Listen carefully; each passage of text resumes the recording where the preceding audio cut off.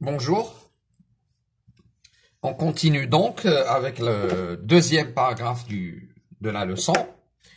Alors, c'est le sens conventionnel du courant électrique. Eh bien, le sens conventionnel, c'est le sens que les physiciens ont adopté par convention.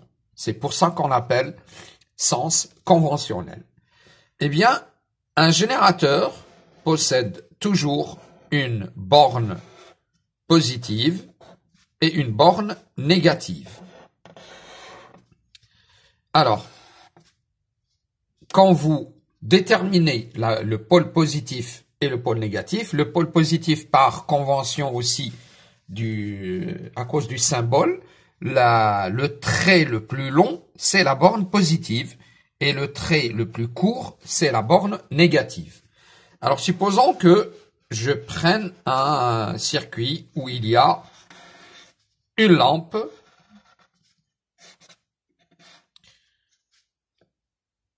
un ampèremètre, par exemple. Vous savez déjà ce que c'est. Voilà. Eh bien, le sens conventionnel, par convention, ça veut dire, c'est du plus vers le moins. Donc, ça tourne comme ceci. Donc, c'est ce qu'on appelle le sens conventionnel du courant. Ça va de la borne plus vers la borne moins à travers le circuit électrique.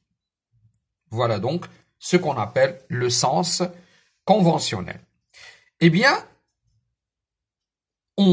d'après ce qu'on sait, on sait que les atomes sont faits de noyaux positifs et d'électrons négatifs.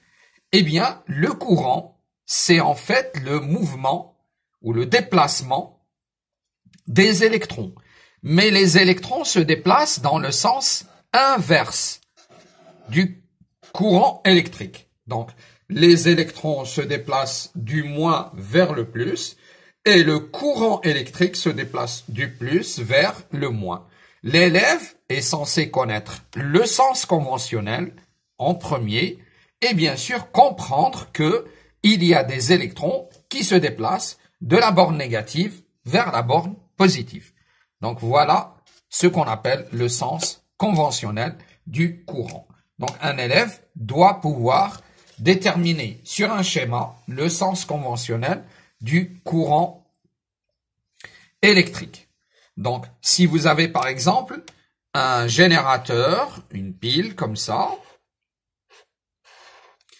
et vous avez une lampe, puis une deuxième lampe ici, puis une troisième lampe, eh bien, le sens conventionnel,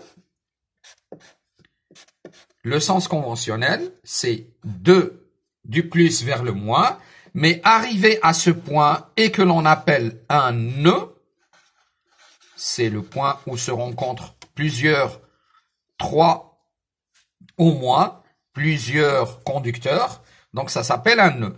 Eh bien, au niveau du nœud, le courant va se diviser. Et le sens conventionnel, dans les branches qui restent, sera comme ceci. Donc, le courant va se diviser ici. Et là aussi, c'est un autre nœud. C'est encore un nœud. Et le courant venant de là, vont se rassembler, s'additionner pour revenir sur la branche principale. Donc voilà le sens conventionnel. On part du plus, on va vers le moins, mais si on rencontre un nœud, eh bien le courant se divise et ainsi de suite. Merci.